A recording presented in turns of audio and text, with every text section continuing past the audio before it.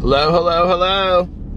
How are you guys doing this evening? Well, it is 3:18 a.m. and I had planned to vlog earlier in the evening, but that didn't happen. I fell asleep after I got home from my meeting tonight.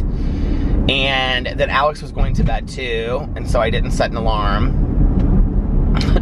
And then he woke me up and was like, babe, you gotta vlog, you gotta vlog. So that has been my later evening, and I will tell you about my day in just a second, but I have to tell you how weird it has been since I woke up. I feel like I'm kind of almost still in a dream state, and I came this way, and I'll tell you why, but I'm getting ready to turn back around. So I got up, and of course, as soon as I got up, the dogs were going crazy, and then, you know, they wanted to be let out, so I took them out, and I was standing outside with the dogs, and it's chilly tonight. It's 51 degrees in Indianapolis. And so I had taken the dogs out, and it was really, really still outside in our neighborhood, which, I mean, it always is. There's, like, you know, nothing going on. It's dead quiet. But all of a sudden, there was, like, this whoo, whoo, whoo. But it almost sounded like, you know, that you would hear, like, in a horror movie or something like that, a scary movie. But it was almost, like, too perfect. Like, I don't know if that makes sense, but it was almost kind of, I was, like, standing there, and, like, the dog started, like howling at it. Like, Pee-Pee barked, and then, like, Boo Radley howled at it. And I was like, okay, we're going inside right now. I was, like, kind of freaked. And then I was, like, freaked, like, driving away from our neighborhood, and, so then, let me tell you what happened. This was really weird. So today, earlier, I was going to do my review of the Starbucks drink. And I was, like, Starbucks in Indianapolis, well, the Starbucks that I go to is right by, like, this Walmart. And there's, like, this bus stop in front of it, like, you know, like a bench. And there was this guy sitting on it.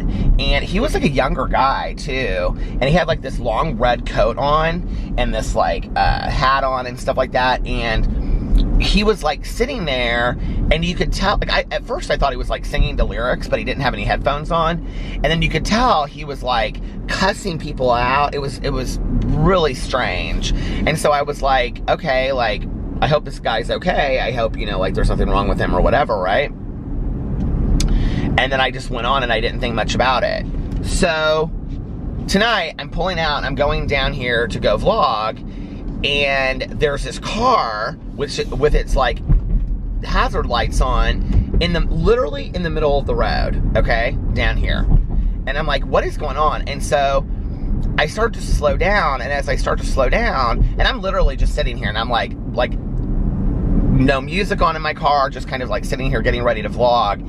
And this guy starts walking towards me, like, from behind the car. Like, I couldn't see him, and then all of a sudden he was, like, behind the car, and then he was, like, walking towards me. And as I kept on driving, this is, like, 3 lanes here. I'm in the 3rd lane. He's over in the 1st lane. As I'm getting closer, he's walking closer and closer, like, faster towards me, right? And, I mean, I gunned it like nobody's business. And he's, like, fists in the air and stuff, and I was like, what is going on? Like, and I couldn't see what was going on. There was another car behind me that, like, swerved way over out of his way. So I waited, like, 10 minutes, because I was, to be honest with you, I was really scared to come back. And the police, like, pulled him over. There's, like, 4 police cars right here that, like, pulled him over. It was, like, right here. So I don't know what that was about. But I think it's the same guy. Because it, like, the guy that, like, was walking over, that I saw, he had, like, a long coat on and, like, a hat. I swear, it was the weirdest thing. When I saw him, I was like, is that the guy from this afternoon?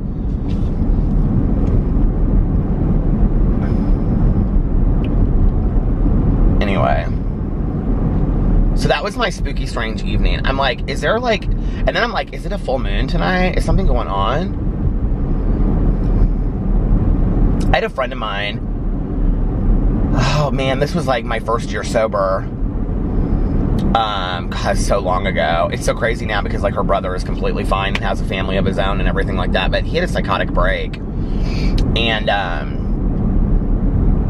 it was, like, because, like, 2 medicines that he was on interacted, and he had a psychotic break, and he, like, she got a call from like some family friends. He had been at like the country club, like where they were at. He was like in college though at the time, but he had like come up from, they didn't even know that he was like here in town, and like her parents were out of town and stuff, and like somebody from the country club called and said that he had been like on top of like cars, like jumping up and down and stuff like that.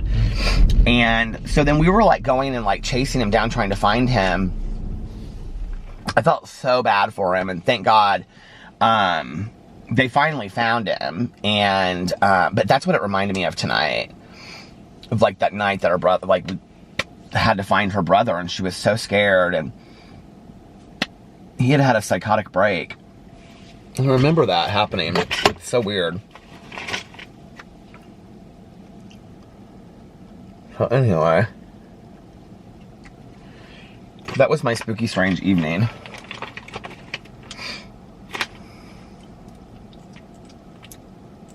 I'm really dying for some water right now.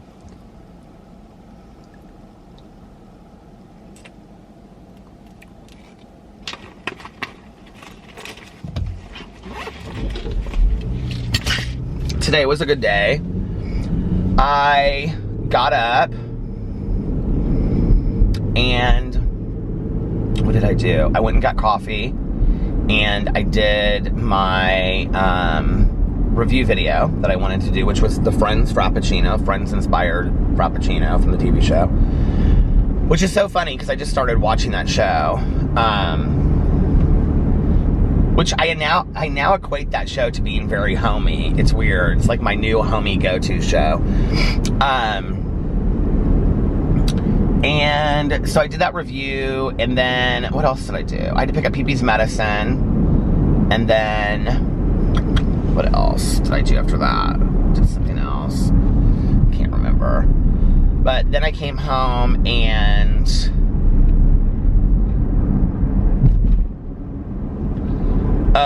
oh yeah, I wanted to write some this afternoon. So I filmed my drama video that I made, and then I wrote from like 2 to like 5, and then I took a shower, and Alex came home in that time, and I took a shower and was getting ready to go to my meeting, and then I went and picked up Tanya, and we had to leave a little early tonight because we had to pick up our other friend.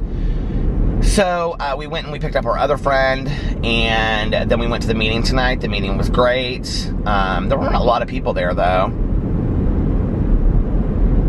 The meeting that I go to is interesting because we don't get like tons of new people at this meeting.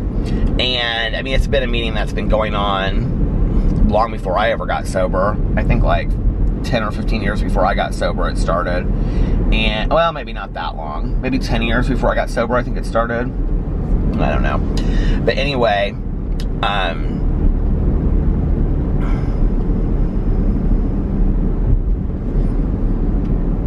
actually am thinking, because I know who started the meeting. And I think he moved here. He had... Okay, so he has like 45 years. And he moved here, I think,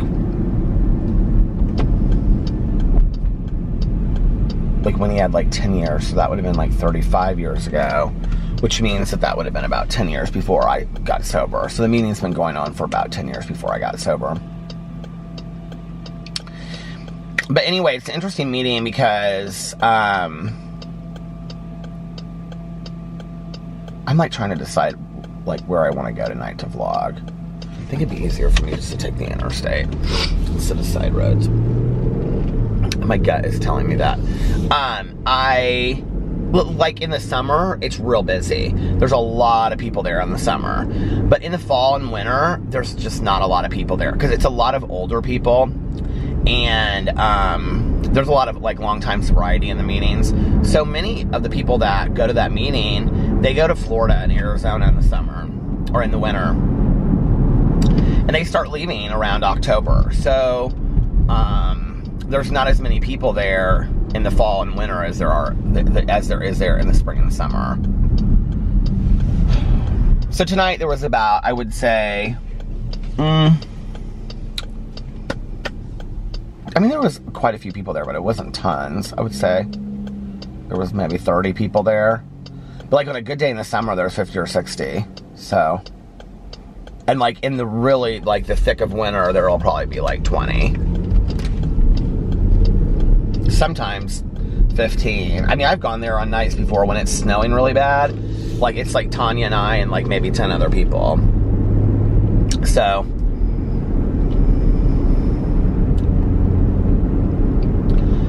but it was a good meeting, and talked about acceptance.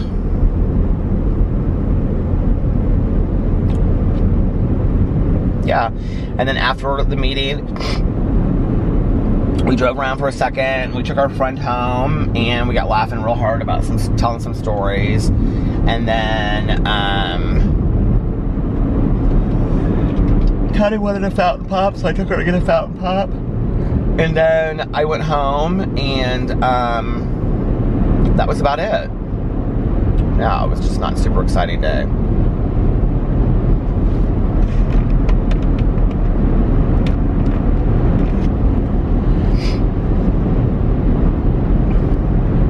My plan was to listen to some of, like, my friend Anna today. I listened to a little bit of it, but just not a lot. It was funny because Mel texted me and she was like, have you finished the book yet? And I said, I am so dragging. No, I said, no. I said, I'm dragging it about halfway through. And she said, she goes, really? I loved it. It's so funny because, you know, we don't always agree on books. And, like, I loved, what was it that I loved that she did not love, that she just recently read? Shoot, what was it? Like, I literally heard, she just read this book. What was it? And she was like, yeah, I didn't like it at all. And I was like, Mel. But, I think that's the greatest thing about having, you know, a friend that reads as well, that you can talk to about books, because, or whatever your interest is. You don't necessarily have to agree, you know, but you can, like, have these great conversations about it, you know, and be like, well, why did you see that? Or, oh, yeah, okay, I can totally see that point of view, or whatever. Now I'm wondering what book it was that she read just recently that, I can't remember what it was.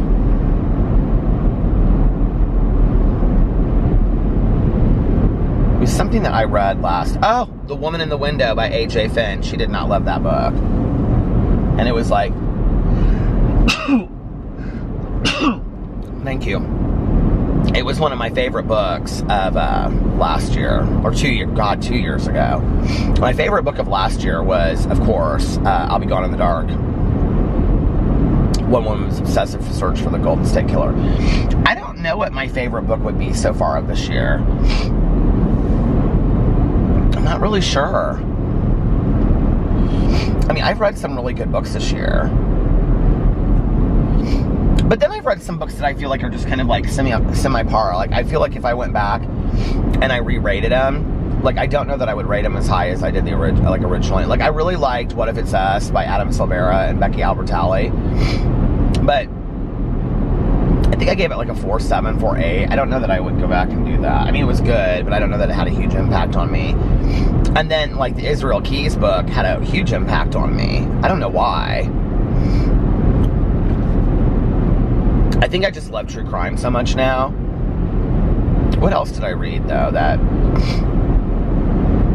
really impacted me in a positive way? Well, I mean, that book didn't impact me in a positive way, but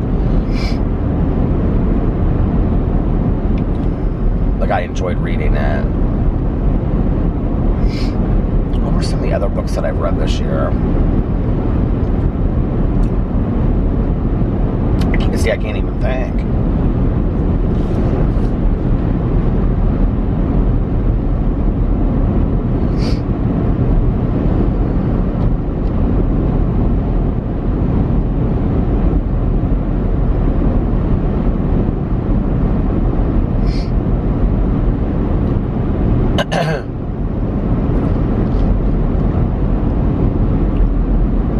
I hope my allergies don't get any worse than they are right now, because I'm dealing with, like, runny noses and sneezing already. God, before I know it, it's gonna be they're gonna have the Christmas lights up right there, that thing that I drive through every year, you know, and show. feels really weird to think that we are just around the corner from Christmas, doesn't it?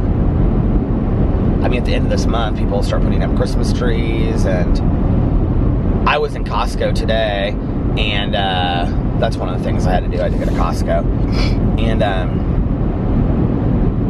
I need to always remember, I always think this, because I must go there on the days that I have my meetings or something, but Tuesday afternoons at Costco are absolutely dead. There's like nobody there, right? And so anyway, I was just kind of like walking around, and they have all their Christmas stuff up already. They have all the trees and all of that up. I was like, this is crazy that they have all this stuff up already.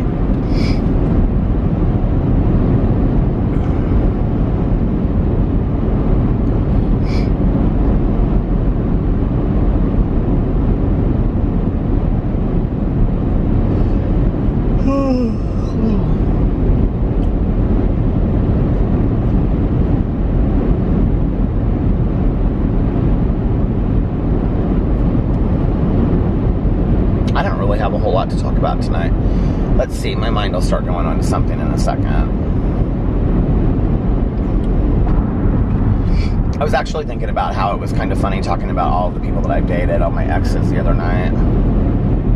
I was so pissed because when I uploaded that vlog, I should have just known. Like, I had this weird feeling about it when I uploaded it. And then, like, I looked, and it was like 36 minutes or something when it was supposed to be like an hour and 22, and it said there wasn't enough space, and I'm just sitting there looking at it and not even putting two and two together, and if I, even thought it through that night, I would have been like, oh, okay, this is why it won't upload correctly.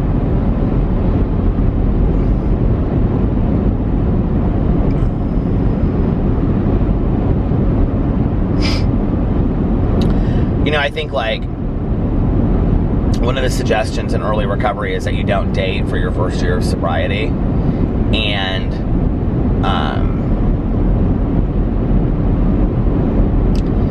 I think that's definitely, like, probably one of the greatest suggestions I was ever given. I unfortunately didn't take it, but I do give that suggestion to others. And the reason why is because, A, it's good to take a year for yourself and focus on yourself, and B, we don't really have anything to give to somebody else in our first year of sobriety, right? Like, we're such a mess. So, if you have a friend and they're like, oh my God, I just met this guy and he's a month sober, I'm so, like, you might be like to your friend, what does he really have to offer you at a month sober? You know what I mean? Like, I think that's fantastic that they're getting sober, but that's probably not, and that person's going to change a lot over the course of a year. Your first year of sobriety, I think you change tons, but I didn't take that suggestion, and I got out of treatment, and I started dating somebody, like, literally right away. This guy that, I've talked about him a lot on here, that he was asking my friend, like, the whole time I was in treatment. She was, like, my one... Well, I mean, I had some good friends that checked in on me. But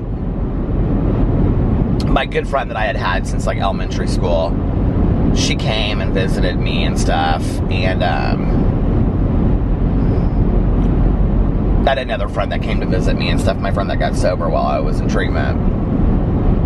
And then these two guys that I was friends with came to visit me. They came on Christmas Day, I think.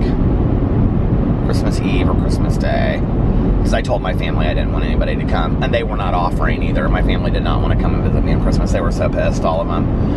But anyway, I always think that Embassy Suites is so nice, and it's like out here in the middle of nowhere. It must be like a convention where they have, like, convention hall where they have, like, conventions or something like that, because there's, like, all these hotels out here. It's weird. Well, there's a hospital right there, but it's like a small hospital. So I started dating this guy, and let me tell you about this guy. Okay. Super cute. Super, super cute. Looked like Ben Affleck. Still kind of does. And he's still super cute. And very smart. Like, amazing career. Like, extremely professional career. And I was 22 and a half, and he was 26. So, like, I got out of treatment, and, like, I talked to him, like, that day or that next day, and then he made plans to come up that weekend, and he came up, like, that Sunday. We used to have this night in Indianapolis called Monn, and it was at this bar called the Vogue, and it was like a gay guy night, because it was a straight bar, and like on Sunday nights they'd have like this gay guy night, and that was actually where I had gone the last night before I had gone into treatment. So anyway, he had a lot of friends that lived here that he knew through like college and stuff. I don't know how, but anyway. So he had plans to go meet up with them, but he was like, I'd like to take you out to dinner and, like, you know, hang out with you before, if that's okay. And I'm like, yeah, that's fine. And I was like, you know, if you want to stay here, you're more than welcome to stay here. And he was like, are you sure? And I was like, yeah, sure. And he was like, well, you're not going to go out, are you? And I was like, oh, no. Like, I have no business being in a bar. I didn't go out for, like, my first, I don't even know. Like, Tanya and I were talking about that. And I was talking about that with my sponsor. She and my sponsor and I were talking about that. I don't even remember, like, when I started going out, but it was after a year, I think. I don't know. Anyway, and if I ever did go somewhere, it was only with people in sobriety. So I was like, we'll go out to dinner, and then you go out, and then you can just, I'll just wait up for you, and you can come back, you know? And he was like, okay.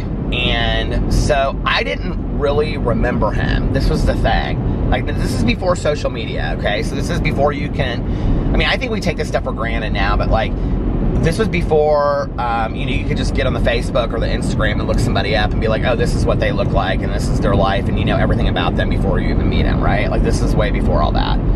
So, where am I at on time? Oh, so he, I have this vague recollection because I had met him through my friend that last night, which, let's just be for real, okay? That last night before I went into treatment was probably not my best show. You know what I mean? Like, that probably wasn't the best example of who Peter Monn is as a person. So, I did not remember him, but he remembered me. And he would call my friends when I was in treatment and check on me and be like, is Peter okay? How's he doing? And she would say, he's doing really good. He's in treatment, you know. And he was really, like, at that time, this ex of mine that I was kind of, like, obsessed with could not be bothered. He didn't never check on me. He didn't care. He was dating somebody else. And so I think for me, it was, like, really, like, that meant something, you know? Like, this person that doesn't even know me, this stranger, is, like, asking how I am and all this kind of stuff. The stars are so bright outside tonight. And, like, that really meant something to me, you know? I mean, it was nice, you know, and I wanted somebody to care about me. I wanted somebody to like me. I wanted to be important to somebody. Like, that's all, like, I think, you know, when you strip away the drugs and the alcohol from most addicts, and I think most addicts and alcoholics are so down on themselves and, you know, just don't feel good about themselves, and just, we beat ourselves up worse than anybody can possibly beat us up, that, like, we just want validation and acceptance from anybody that will give it to us, I think, you know, and let alone it be this gorgeous hot guy that had his shit together and, you know, was really nice and, you know, had a professional job and all this kind of stuff. Like, yeah, sure, like, that was extremely, like, cool to me, you know? So, okay, stop. So anyway, he came up that Sunday, and I don't really remember what we did. This is so long ago, you guys. It's so crazy when I think about it. He's, like, got to be like 50 now. 51. If he was 26 at the time, and I've been sober for 24 and a half years, he's got to be 50. 50! And I like to kick. But he came up, and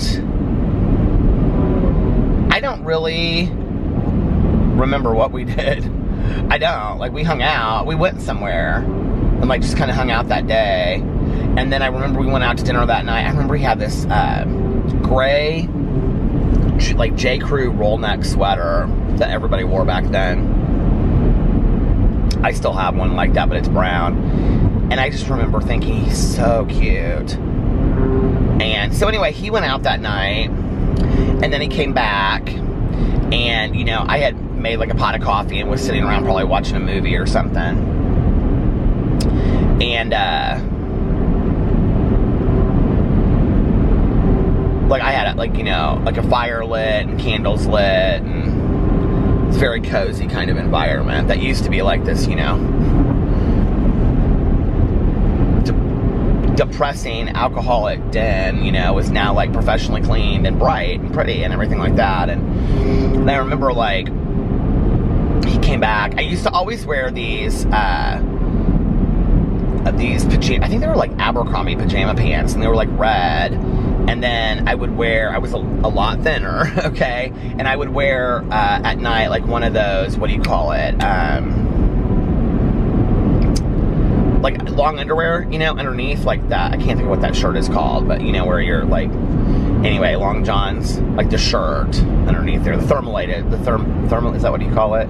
Shirt. And then I would just wear that with like pajamas. And I remember he came back and I was like wearing that, and we were sitting there on the couch and we're like talking and all this kind of stuff, and he's asking me, you know, we're just like getting to know each other, and I don't know, we sat there and talked forever, and one thing led to another, and all I know is the next thing, I had like made up a bed for him, like on the couch, and at some point I was like, I still have those patio chairs back, not patio chairs, but lawn chairs out there. I've got to take them out of here. But at some point I was like, you know, if you want to just sleep in the bed with me, that's totally fine. Did you ever do one of those? Okay. You're probably laughing right now if you're like me, you know what I mean? Okay. So like, oh, we're totally just friends. You can just sleep in the bed next to me, right? I mean, not that I haven't had friends that I've slept in bed with, because I've had a lot of friends of mine that I've slept in bed with, and it was just friendly sleeping, but this was probably not the case. And I knew that because he was cute, and I was newly sober, and whatever.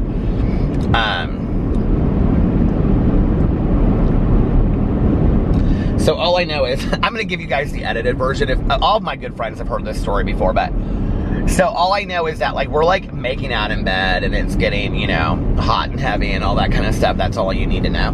But it's getting hot and heavy. And at some point I turn and I look at him and I go, very seriously, I'm like, okay, so does this mean we're boyfriends? I was like, cinch the deal. And we were boyfriends. And that was my first boyfriend in sobriety. And, I don't even know how I'm here today. He was kind of like the greatest thing and the worst thing that could have ever happened to me in that first year. You know what I mean? Like, he effed with my head a lot.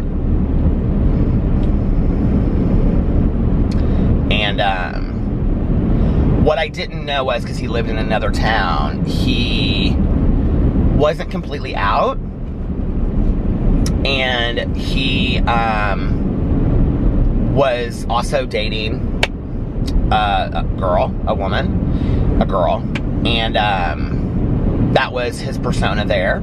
And then he had his persona when he would come and visit me. And I wouldn't say that he was necessarily like on the down low. Like, it wasn't necessarily that. I just think he was very confused about who he was. And,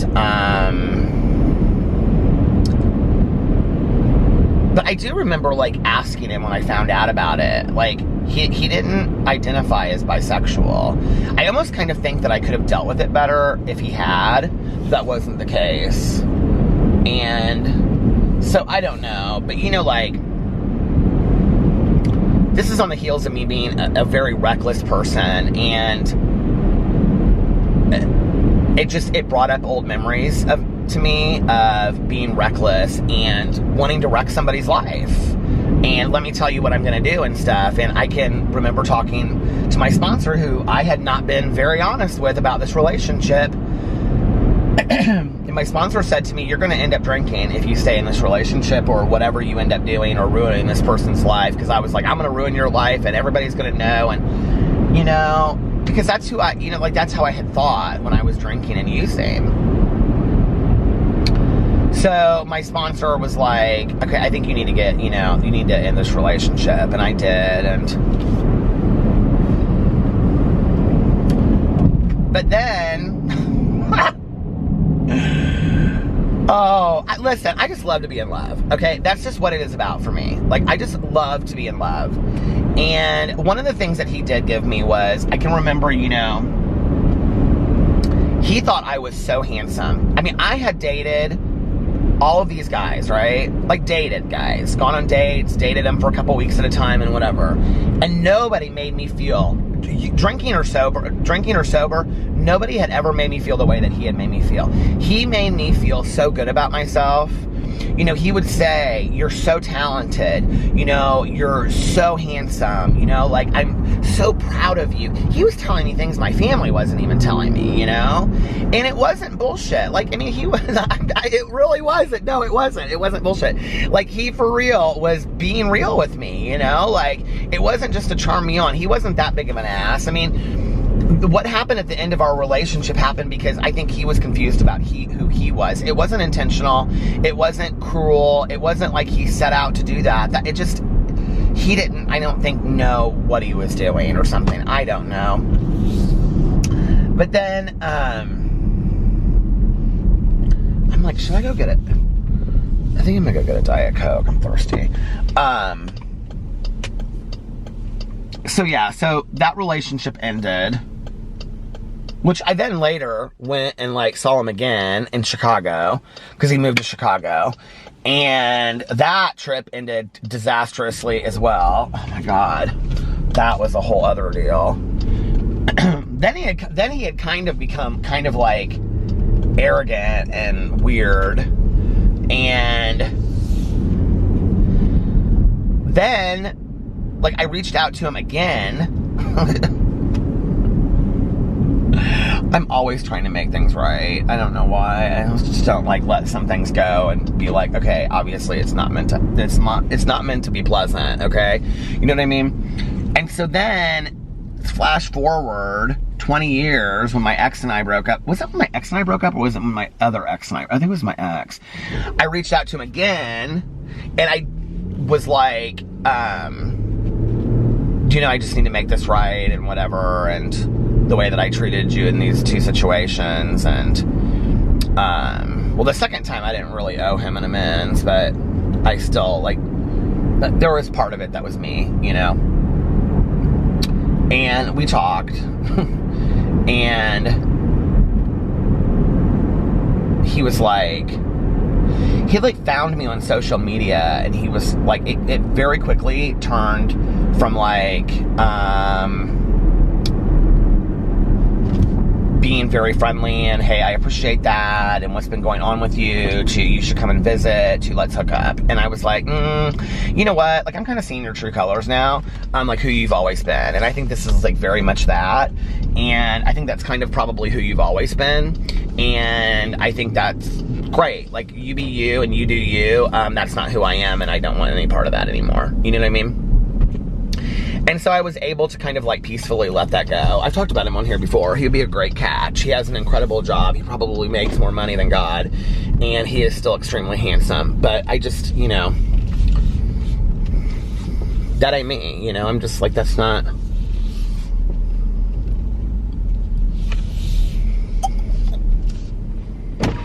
I don't know. I don't want to have to guess at somebody, who somebody is, you know. I think I used my last dollar for the meeting tonight. Oh, no, I didn't. You know, my husband's very real, and I always know where my husband's coming from, and I respect that about him. And he doesn't sugarcoat, and he doesn't bullshit. And when he's upset with me, I know he's upset with me. And when he's happy with me, I know that he's happy with me. And we don't have a bullshit relationship like that, and there's a lot to be said for that. I don't want to have to guess, you know. She is like yelling through that speaker.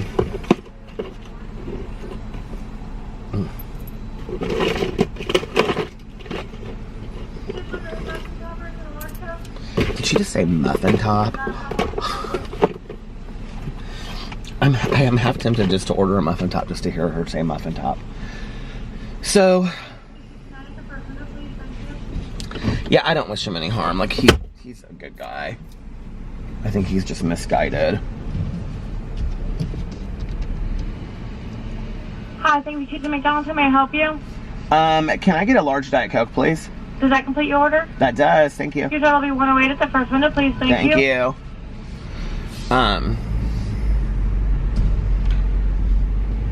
One of Alex's friends, though, like, this is just kind of very telling. One of Alex's friends, so he's Alex's age, right? was like in Chicago, like visiting some friends. This was like 10 years ago, or 5 years ago, or no, it was longer than that. It's probably 10 years. 8 years ago, something like that. I don't know, it doesn't matter. But anyway, he called me like when he came back, and he was like, oh my God, he was like, I ran into your ex. And I was like, my ex? And he was like, yeah, so and so. And I go, oh my God, that's random. And I was like, where did you meet him? And I was like, and he goes, well, I was out at a bar with like his like I was out at a bar and I met his boyfriend. I didn't even know he had a boyfriend. And he was like, and like, then he introduced me to him, and like they were trying to like take me home together and stuff. See, you do you, gal. Okay, I'm just saying, you do you, but like not a whole lot had changed. Okay, like he was always wanting to pull that stuff with me back in the day. And I'm like, listen, okay, I want you to like me for me, not for me and 10 other people too at the same time. You know what I mean? Like, I don't need to be playing competition. I don't like all that. So anyway. But anyway, I was like, well, how did my name come up? And he was like, well, he asked me where I was from, and hold on a second. Hi, 108. How are you doing? I'm doing okay, and then I have your diet here. You do? Yeah, so you don't... Oh my God. They're waiting for... You got so excited. Well, yeah, because they're going to be here for a minute. How many times a day do you get to say muffin top? Really? On overnights, I don't. I don't. I think it's the first time tonight I've actually heard it. Was funny hearing you scream it through the thing. Well, it's really loud out there. It is really loud. Like your eyebrows are really pretty. Thank you. You have a great day. You too, sweetie. Thank you. She was so fun, wasn't she? Okay, so her eyebrows were like on point. They look like they may have just woken up and had to come through here for some breakfast, and I don't hate them for it. Anyway, he was like, I don't know what happened. I'm not gonna say. I do know what happened. He went home with them, and they're like sitting there and like back at their apartment. The whole thing is so weird to me. And he's like, well, where are you from? And he's like, Indianapolis. And he's like, oh, my ex lives in Indianapolis. My ex of like 15 years before at this point, right? And he's like, and we dated for 3 months. It wasn't like we were together for 15 years or something, right? And he's like, who's your ex? And he goes, Peter Monn. And Alex's friend, I mean, he's kind of my friend too. He goes, oh, he goes, one of my good friends dates him. And he goes, oh, really? And God, I just like, how am I like all of a sudden back in this like sordid situation? But it is what it is. Life is just weird. Life is so weird, you know? God. So then I get out of that relationship.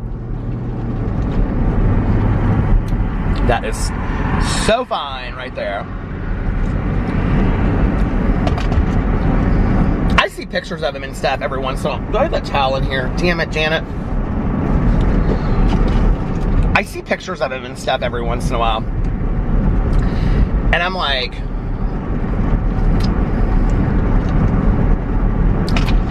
I mean, he's handsome, but his life just looks so boring. I mean, it just does. Like, what is going on? How do I have Diet Coke in my beard right here? I don't even understand. What is going on here with this split? I don't even know how to do this.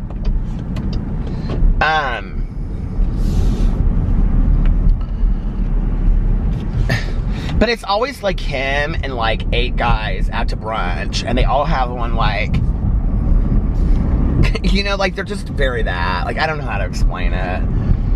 I just don't like, I've never, like, okay, I have never ever fit the norm. I just have never fit the norm, right? You know, when I was in high school, I don't know what it is. I don't know, like, I don't, like, this is not about bullying. This is not about that. I've just never fit in. I've always just been on the outside looking in of everything, right? And it's like, you know, when I was in high school, I just didn't fit in. It was me and, like, you know, my girlfriends, and we were all kind of freaks of a different sort, and I think we kind of made sense together. You know, elementary and junior high, I didn't fit in, you know? And,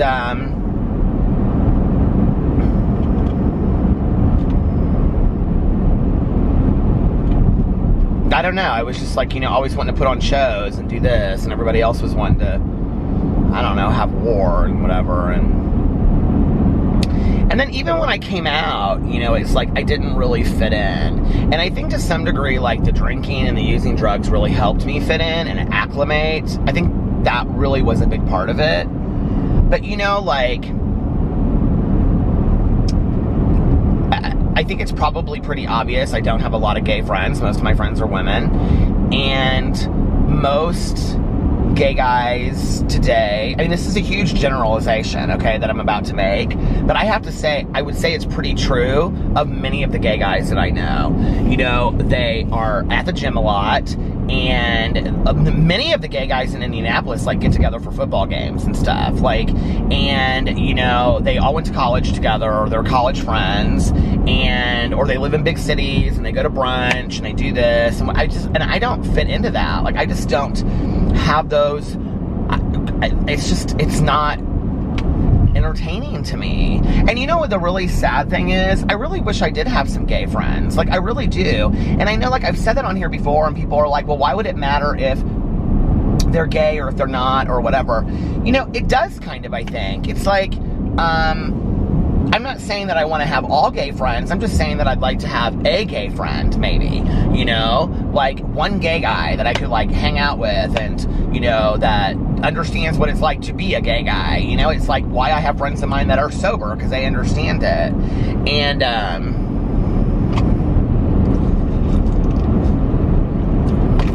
don't know, it was like 6 months ago. I've said that to Tanya before, and I think she never got it, really. And then, like, 6 months ago, she said to me, she goes, how you always say, like, you'd like to have, like, one gay guy friend that you could, like, drive around with and just whatever. And I'm like, yeah. And she's like, I kind of get it. She's like, I wish, and then my feelings got hurt, like hers have probably had, but she said, I kind of wish I had a woman friend like that. And she does now, like this friend of ours that we picked up tonight, but she's like, I kind of wish I had a woman friend like that, and that I could complain about my husband to and whatever. And it's like, we do those things with each other. Tanya and I do that. And it doesn't matter, I don't think so much, but it's like, I don't know.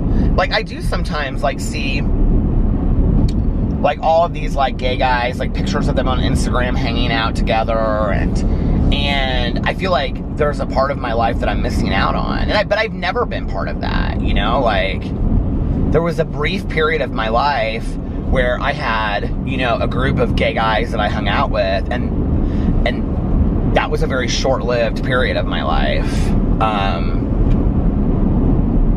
So I don't know. But anyway, after he and I broke up, I think about 2 weeks went by. And, well, it would have been the summer 1 session, which at that time, I know this is going to sound strange, but it would have started, like, at the end of April, maybe the beginning of May. So that would have been at the beginning of May.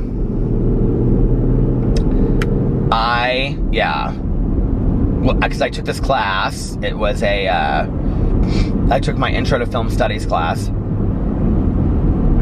And, I took an Intro to Film Studies class and a French cinema class, and he was in both classes. We were meant to be together through film. And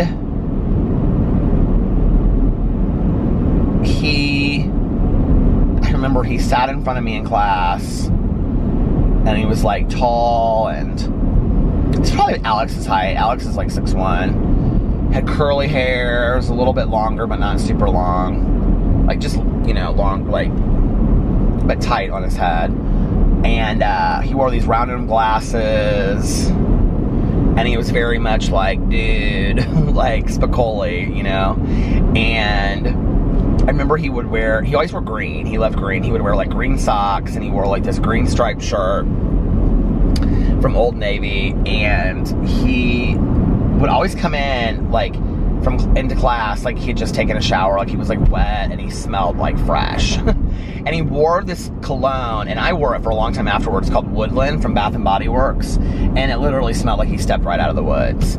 And I just thought I remember him sitting in my class, I just thought this guy is so sexy. He's so cute. And, we were outside smoking a cigarette on a cigarette break. And it was like he and I and like 4 other people. And,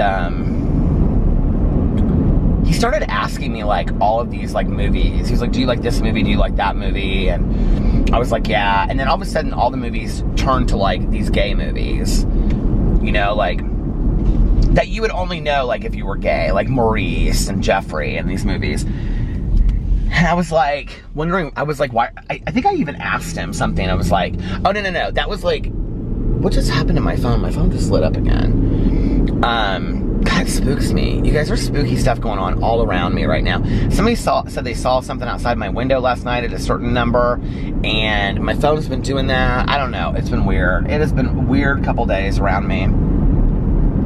I don't know. Maybe this is him speaking to me.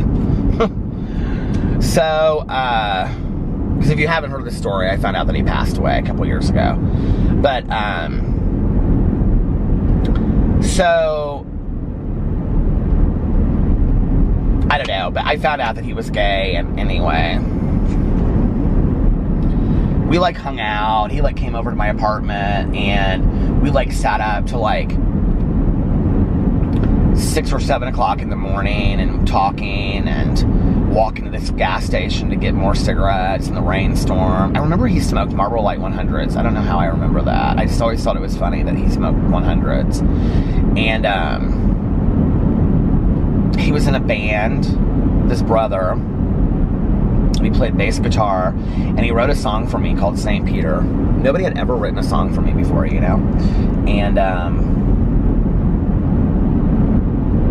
we just so clicked. We just so clicked. And he was kind of really innocent to the whole thing, you know, too, of like being out and being gay, and like he had like really never, he had never dated anybody before,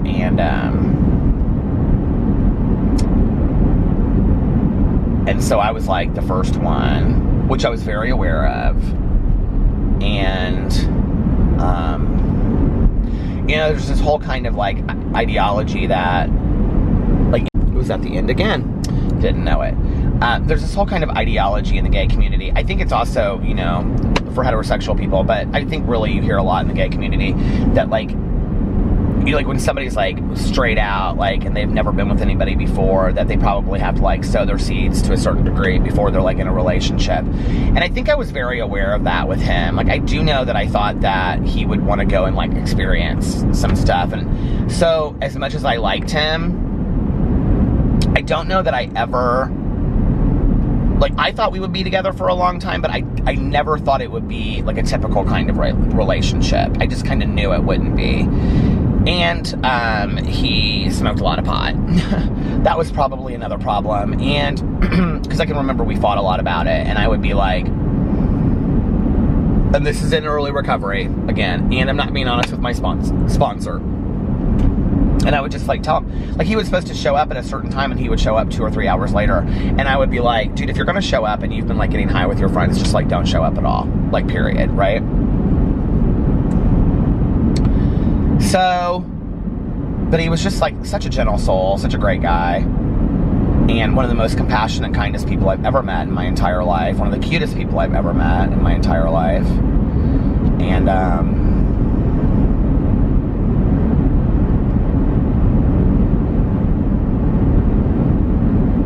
you know, it's weird. Like, Alex does things that Todd used to do. It's weird. Like, so Alex, like, will wink at me from across the room, and I can't wink. So I always think that that's real sexy. And Todd used to do that. And Alex did that before I told him, you know, and like,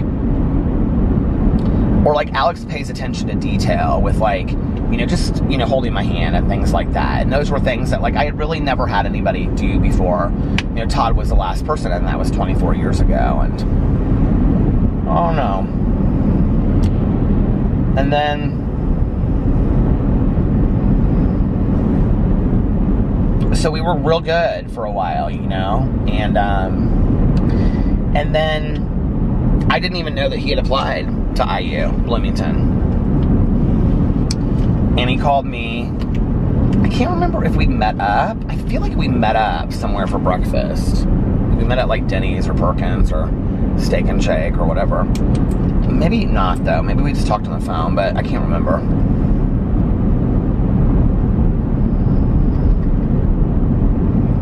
And he said that he was gonna go to IU, Bloomington. And he was really straight up. He was like, listen, I don't want to continue to date. I really care a lot about you. But I'm not going to go to Bloomington and act like, I'm not going to try to keep this long, because he didn't, wasn't going to have a car. And he was like, I'm not going to try to keep up this long distance relationship. And, and I was like, listen, I don't want to stand in the way of you being, I think maybe there's been a lot of times in my life I should have fought a little harder for relationships. I don't know. But I said, listen, I don't want to stand in the way of your happiness, I want you to go and I want you to experience college, and that's just not my journey, but, like for you should go do it. And, so we did. And then he goes to Bloomington. This story is tragic, but this is kind of the funny part of it. So he goes to Bloomington, and within a month, he meets a guy. But this was the weird thing about Todd and I. Like, we would run into each other, and when we would run into each other, he would be single, or this was just a story of our, next 20 years. Like, I would see him at the most random places, like at a thrift store. And I mean, we were both kind of artsy, thrifty, different, and I would run into him at a thrift store, and we would just lock eyes on each other like it was meant to be all over again. And then I would have a boyfriend, or we would run into each other, and he'd be at, in a restaurant somewhere, and it would be packed and crazy. I mean, it's like a movie almost. It truly, truly was like a movie. And I would see him across from this room, and then I literally remember this one time I was out with friends. I never go to football games, right? And a bunch of friends were come and go, to downtown to this, we're gonna all go to dinner or whatever. And so I met up with them, and I look across, and it was at this place I think called the Ram downtown. And I look across, and I'm like, holy shit, there's Todd. I mean, it had been years, and he's at a big table of people, and then all of a sudden, there was this guy, with his arm over him, and I'm like, it was always that for us. It was just timing was always bad. And then, 5 or 6 years ago, maybe, I was at my friend's house, and we were sitting around, and I was telling her about Todd, and, that timing was off, and, I was like, have you ever had, somebody, and she was like, I was telling her about, it was this super intense relationship, love, connection, that we always had, and so I had been friends with him,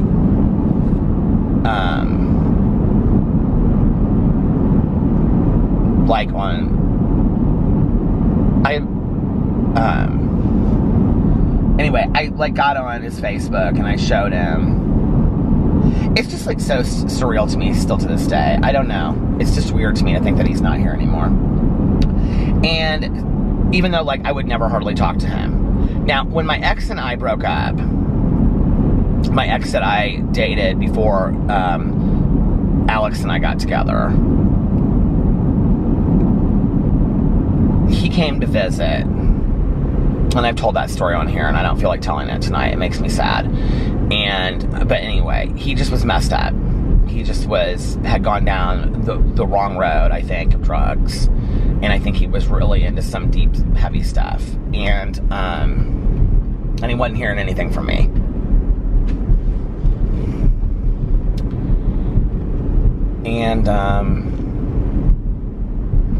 And his boyfriend had also died. And he had within the matter of 3 years, his boyfriend, they had been together for like ever, like 15 years, had died, and like his dog had died and his cat had died. It just was really this tragic story, and I just felt so bad for him. And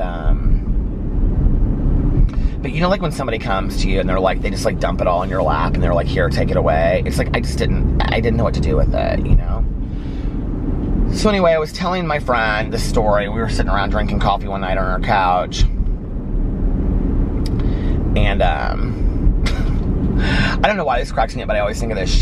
So her daughter, like at the time, was like, I don't know, like 3rd grade or something. And so she would read the Harry Potter books with her kids every night. She had a son and daughter. He was like 3 years younger than her daughter.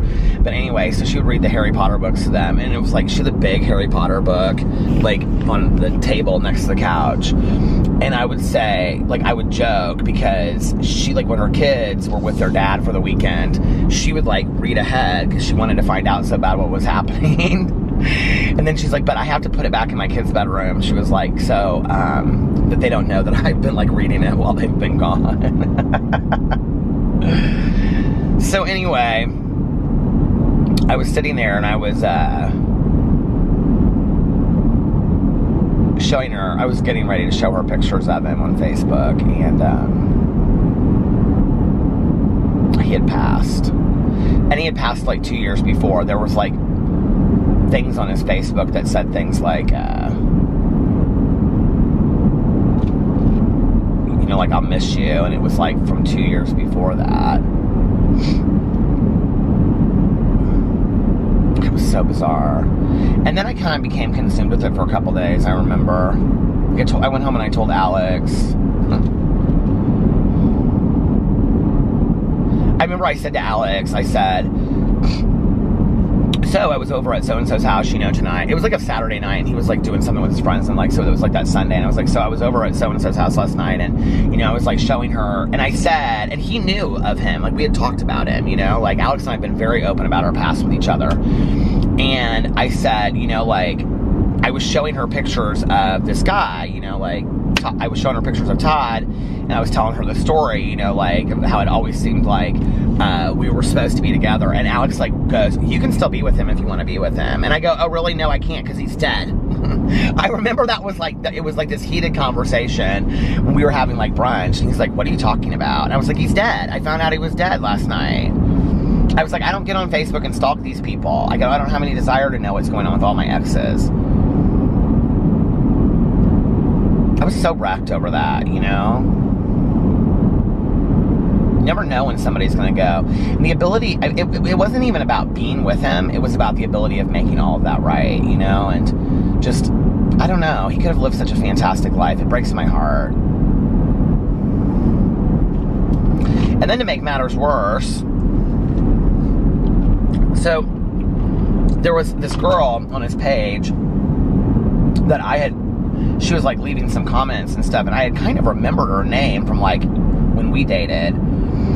Like, it just looked kind of familiar to me, so I reached out to her and I was like, I don't know if you're the right person to reach out to, but I was basically like, I used to date Todd, and, you know, I don't know if you've ever heard of my name or whatever. And she totally knew who I was. She was like, Todd talked about you all the time, blah, blah, blah, blah, whatever. And so we kind of started talking, and she told me a little bit more of what happened, and it just was very sad. And,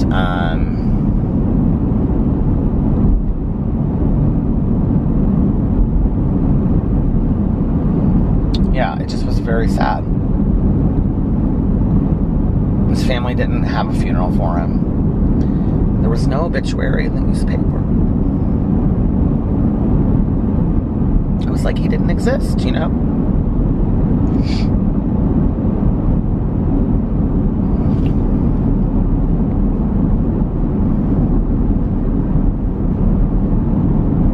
And I don't know, I don't think maybe he was somebody that really would have cared about that, honestly.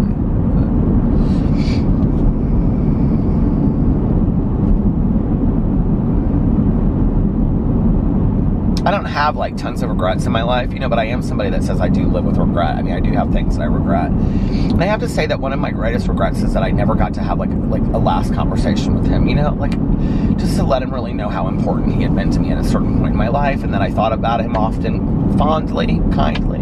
that he had impacted me. I don't think that we let people know that a lot,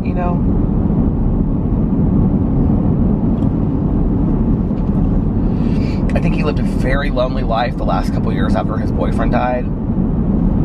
I think he was very sick. And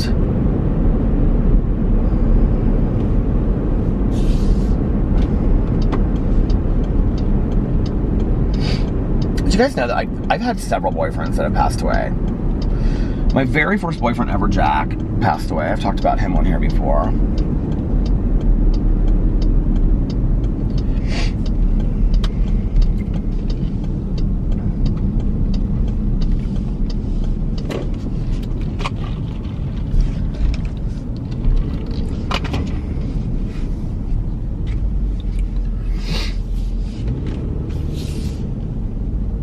And what's so weird is they've been gone for so long now, Then I dated this other guy. Well, we were like friends, but like we kind of dated a little bit. He passed away.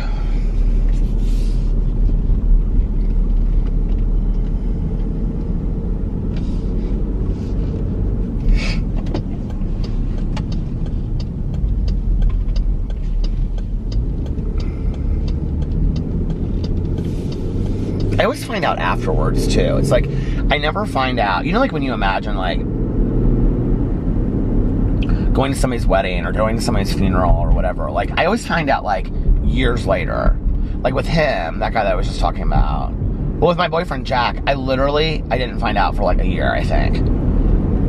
And then with Todd, it was like 2-3 years. And then with this other guy that I dated, I was at a gas station one night. And he and I used to hang out with this other girl, and I ran into her. This was literally like 3 years ago. And I ran into her, and I was like, hey, how are you? And this is somebody that knows Alex, too. Like, we're friends with Alex. And like, I had never, like, I don't know that, like, in front of Alex, I'd ever brought him up or something like that, because it was just, like, a really brief thing. We were, like, we dated, like back in college, but, like, we were, like, friends. Like, after I got sober, well, when would it have been?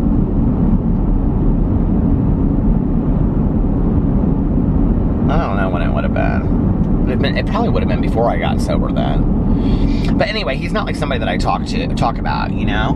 But anyway, I'm like, oh, do you ever, somehow we were talking about like college days. We were just standing there at the gas station talking, and I was like, do you ever talk to, you know, so-and-so anymore? And she was like, Peter, he died like a really long time ago. I go, what?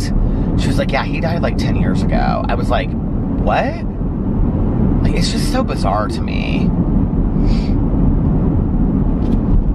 that these people that are like part of my past, part of my history. I mean, like, I feel like when I look back on my history of my life, there is so much of my history that is just like erased. Like, they just don't even exist. Like, from my family to like friends. I've had so many of my friends that have passed away, you know? It's just crazy to me when I look, you know, at my life. I mean, there's a lot of people that are obviously still here. There's just so much loss, you know? And I think the really sad thing is I never really realized it or acknowledged it while I was living it. Like, I never really thought, like, there will be a time when these people aren't here anymore, you know? I just didn't think that way.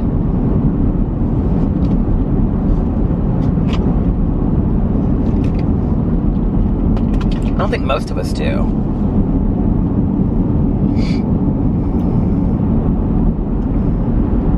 I do think about Todd, though, the most, I think, because I think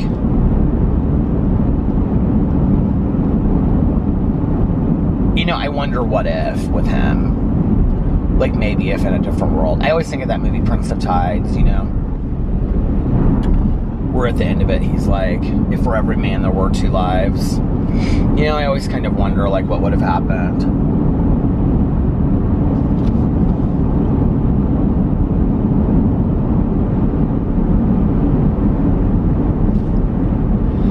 It's funny when you look at the trajectory of your life and like where it took you and where it led you and the things that happened and who you met and who you dated. And, you know, when you do that and you realize that, like I've always said, like it feels like there's like this long blue like string. I think used to say red string, but I like blue string better. That like connects like all of these things between each other, right? And so when you look at them, maybe 1 or 2 or 10 events that occur at a certain time, you know, have really no meaning to them, right? But then when you look at the fact that they were setting up something that was supposed to happen later, then it kind of makes sense. And so there's this connectedness to the world, right? That the things that happen are they're not by happenstance, you know, that they happen and they're happening for a certain reason. And oh, these people have all these Halloween decorations over here. So back far off the land, how would you even see it though? Oh, they have Halloween decorations all around their whole house, around the whole thing.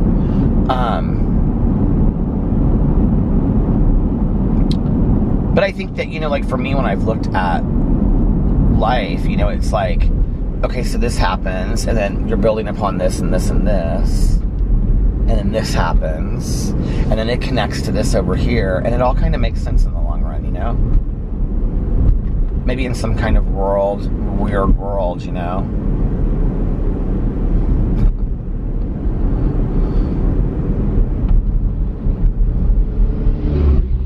Tanya was asking me about something tonight, and she was like, well, what do you think that would ever be possible? And I said, yeah, maybe like 5 dimensions down, 200 years in the future, and 4 doors over that way, maybe. I go, but I don't even entertain that. You know what I mean? It's like, sometimes, oh my God, the battery is gonna die. Sometimes things are just, I think, not supposed to happen. You know what I mean? Like maybe the lesson has been completed. I think that's the other thing too. I think I do have my battery in here though. Hold on.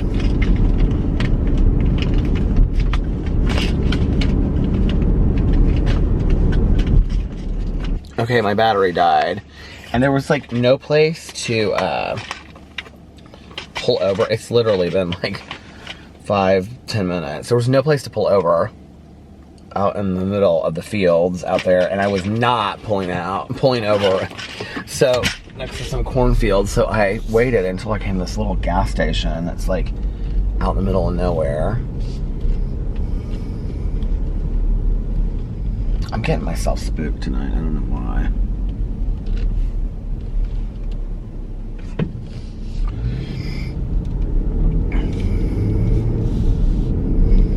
I think I was talking about like the connectiveness of life and things like that. But I do think, I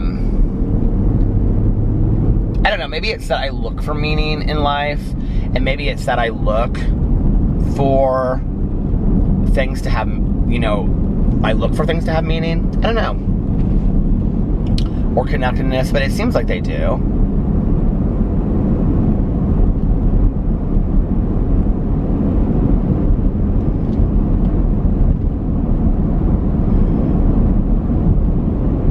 You know, like, even just, like, with being with Alex, like, this is gonna sound crazy, but, like,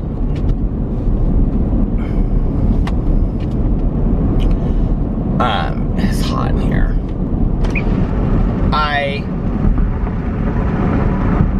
You know, at the time that I saw Alex out, I knew it was gonna get, like, immediately cold in here.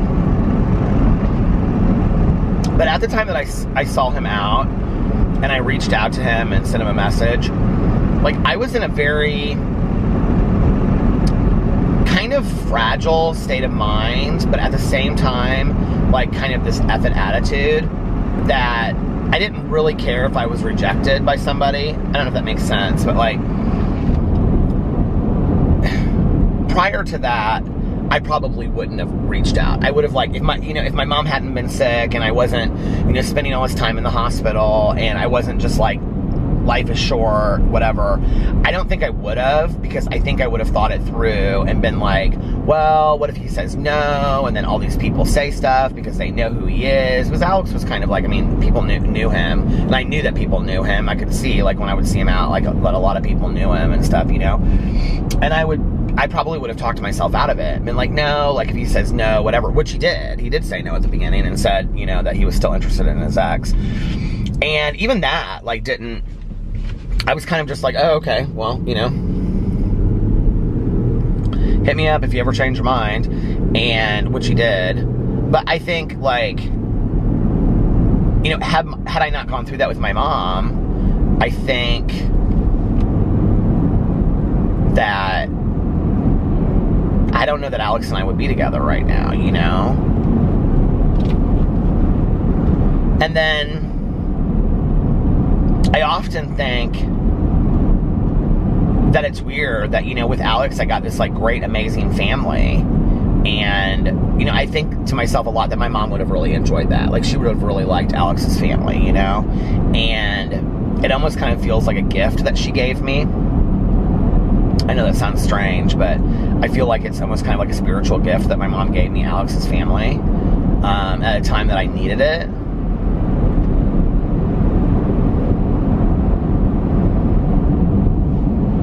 See, if I don't have the heat on, though, then the windshield fogs up. It's 43 degrees right now. We are entering the cold weather of October.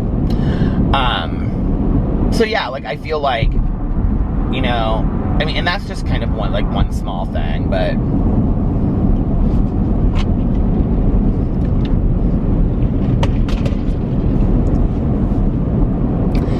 when I even look at, like, how I'm on YouTube, you know, it's crazy to think about how, like, the chain of events, that it wasn't just like I'd always been like, oh, I always want to have a YouTube channel. I mean, I was always interested in it, but it wasn't like that was my dream. I mean, YouTube's not been around that long, you know? And it was like one thing led to another, led to another, led to another. And even with my channels, it's been like that, you know?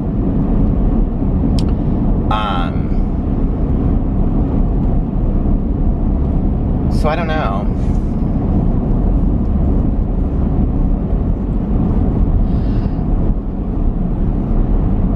I think if I get it to the end of my life and I find out, well, I guess I won't, because there will be nothing at the end of my life if that's the case, you know, but I'm a believer in an afterlife. But if I were to get to the end of my life and there was nothing and it was just, you know, total blackness forever and ever and ever, you know, darkness and for eternity, what have I lost by applying meaning to my life? I've lost nothing, you know? I've just enriched my life by maybe applying some meaning here and there. But if there is something, then hasn't it made me strive to be a better person and learn from my experiences? You know, hasn't it made me think about who I am and who I want to be and how to be a better person and look at my experiences that I've had and take with them, you know, like even just since I talked a lot about Todd, just in appreciating the time that I have with people and letting people know how important they are to me when they're there, like that's really important for me today, is to let people know how important they are to me. Because, you know, and that's not just from Todd, but that's from my mom, from my aunt, my uncle, you know, but I did let them all know, like, how important they were to me, you know. I think sometimes maybe it's about looking at the people that we're afraid to say that to, that are really that important to us, you know. It's like I've said this on here before, but like there was a long time when Tanya and I never said, like, I love you to each other, you know, and we do now. We have for quite some time, but, and I don't know what changed that. I think we kind of both realized, you know, that we didn't use words of affection towards each other. I think we're afraid of that sometimes. It's like this girl that works for Tanya. Like when I went to Woofstock the other night, she was like at the thing, and I know her, but I don't know her as well as like some of the other girls. So anyway, I was like going around, I gave like, you know, Tanya's husband a hug, and I gave Tanya a hug, and I was going around giving everybody a hug, you know, and I came to her, and I like put my arm around her, and she kind of like went in, and I said, oh, you're not much of a hugger, and Tanya goes, she's not much of a hugger. I go, well, we're huggers, and she started hugging me back. She was real sweet about it, you know, and it's just like, she laughed, you know, and gave me a big hug, but I think that's the thing too, is like people in recovery are typically, you know, like huggers. And where did I hear that the first time? I remember I went to some meeting, and I like put my hand out. And this woman was like, oh no, we hug at this meeting.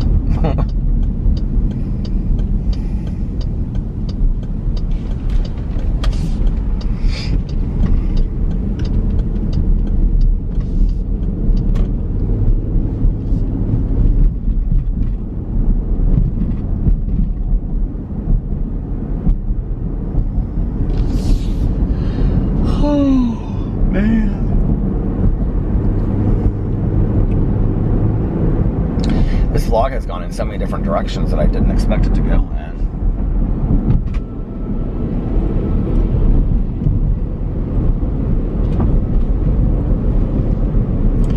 Do you think sometimes when people that have passed, like when we're talking about them or we think about them, do you think that that means that they're close to us at that moment? I always wonder that.